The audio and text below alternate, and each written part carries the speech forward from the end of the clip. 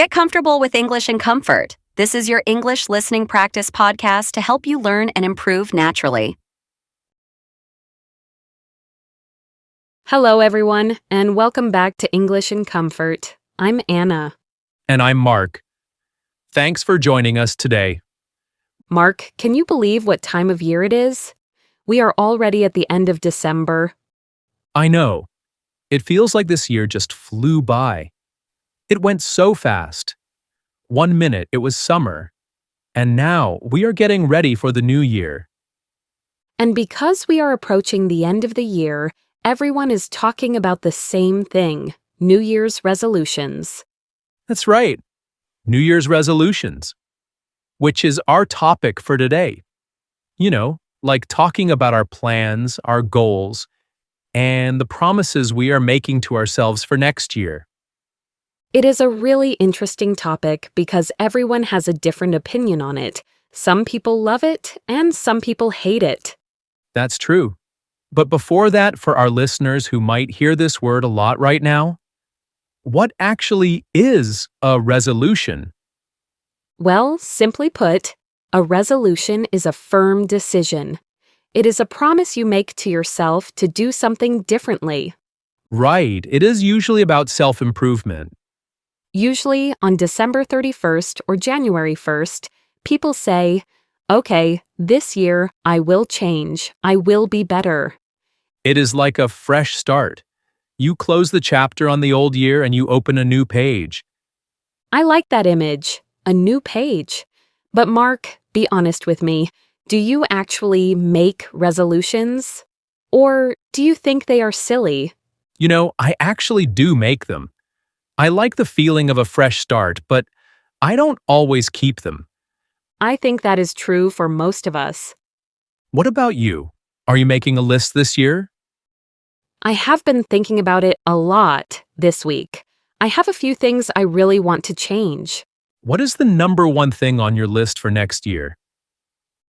My big resolution this year is to stop drinking coffee. Stop drinking coffee? Yes, I want to quit completely. But don't you love coffee? And isn't coffee the only thing that wakes you up in the morning? Well, that is exactly the problem, Mark. I depend on it too much. If I don't have my morning coffee, I get a headache. I feel grumpy. I understand that. I am the same way. And also, I realized that it makes me feel a little bit anxious. You know that jittery feeling when your hands shake a little bit? Oh yeah, when you have that third cup, and suddenly your heart is beating really fast. I don't like that feeling anymore. I want to feel calm energy, not nervous energy. So what is the plan? Are you gonna just drink water? I want to replace it with herbal tea. Herbal tea, like peppermint or chamomile? Yes, or maybe green tea. Green tea has a little bit of caffeine, but it is much gentler than coffee. That sounds very healthy, but I have to tell you, I don't think I could do it. I love the smell of coffee too much. I know, it will be hard, but I really want to try. You know, listening to you talk about coffee reminds me of my resolution from last year. Oh yeah? What was your goal last year? It was very similar. I decided to stop drinking sweet drinks. No soda, no sugary juices, just water. Wow, that sounds really difficult. I love a cold soda on a hot day. It was incredibly difficult. The first 2 weeks were terrible. I wanted sugar all the time. So, did you stick to it, or did you give up? I actually stuck to it. I haven't had a soda in almost 12 months. That's really amazing. Thank you. And honestly, I feel so much better. My skin is clearer. I have more energy in the afternoon. It was worth it. See, that is really motivating for me. If you can stop soda, maybe I can stop coffee. You definitely can. It just takes time. Your body has to get used to the change. So, besides the drinks, do you have any goals for your body? You know, the classic, I want to go to the gym resolution? I think everyone joins the gym in January. Right? And then everyone quits the gym in February. Exactly, isn't that funny? So, no, I am not going to join a gym. I know myself. I hate lifting heavy things and I hate crowded places. So, what is the plan? I just want to move more. I want to be more active. But in a simple way, I want to walk every day, Walking is so underrated. It is so good for you. right? My plan is simple. Before I start work in the morning, I want to go for a 20-minute walk just to get some fresh air. That sounds lovely. It clears your mind. And maybe on the weekends, I want to go hiking, get out into nature. What about you? Are you a gym person? Actually, yes, I like the gym classes. I like Pilates. But my problem is consistency. Consistency is always the problem. I go 3 times a week, and then I get busy, and I don't go for a month. So maybe your resolution isn't start exercise, but just keep doing it?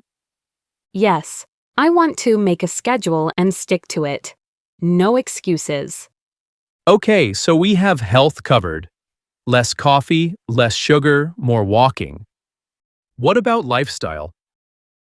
I really, really need to organize my house. Why? Is your house messy? I have too much stuff. My closet is full of clothes I don't wear. My desk is covered in papers. It makes me feel stressed. I know that feeling. A messy space equals a messy mind. True.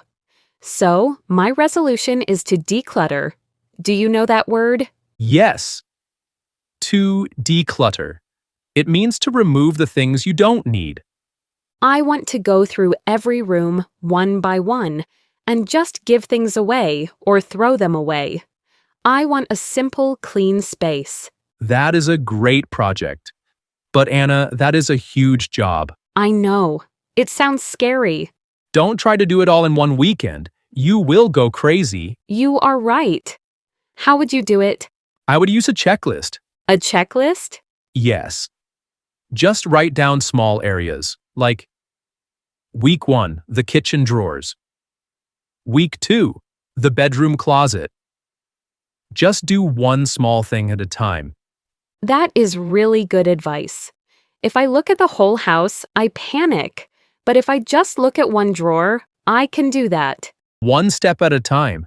That is the only way to get things done. Since we are talking about decluttering your house, I have a question. What about digital clutter?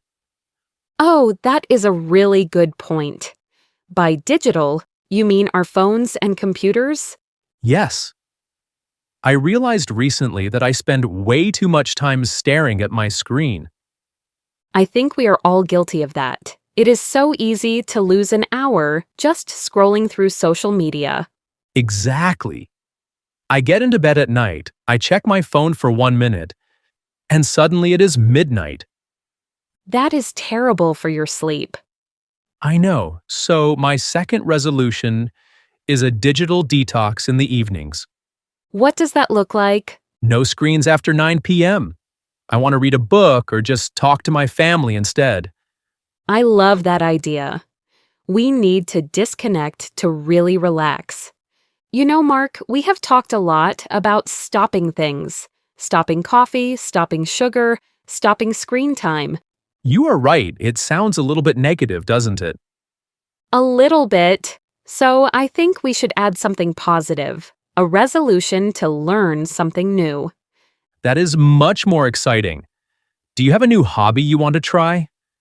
Yes, I have always wanted to learn how to paint. Not like a professional, just for fun. That sounds so relaxing. Just playing with colors.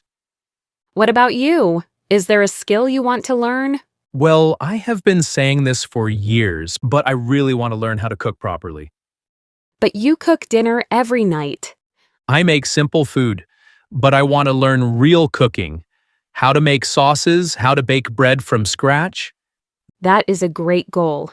And the best part is, you get to eat your homework. That is the best kind of homework. I think that is the most important lesson for New Year's resolutions. What is that? Taking the pressure off. I agree completely. Social media makes us feel like we have to be perfect. We see people posting New Year, New Me, and they are doing everything perfectly. And it makes us feel bad if we make a mistake. Imagine I eat a piece of cake in January. Does that mean I failed? No, it just means I am human. We need to be kind to ourselves. A resolution is a guide, not a strict law. If you miss a day of walking, just walk tomorrow. If you drink a cup of coffee, just drink tea tomorrow. Don't give up just because you had one bad day. I think if we approach it with that mindset, relaxed and patient, we will actually be successful. I agree. It is about progress, not perfection. Okay, everyone, we talked a lot about our plans.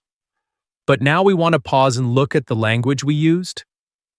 Yes, talking about resolutions requires some specific vocabulary. Let's look at the words and phrases from our conversation. First, we use the word resolution itself. Remember, a resolution is a firm decision or a promise to improve yourself. Then we talked about starting and stopping habits. Mark, what phrase did you use for stopping something? We use the verb quit. I want to quit coffee.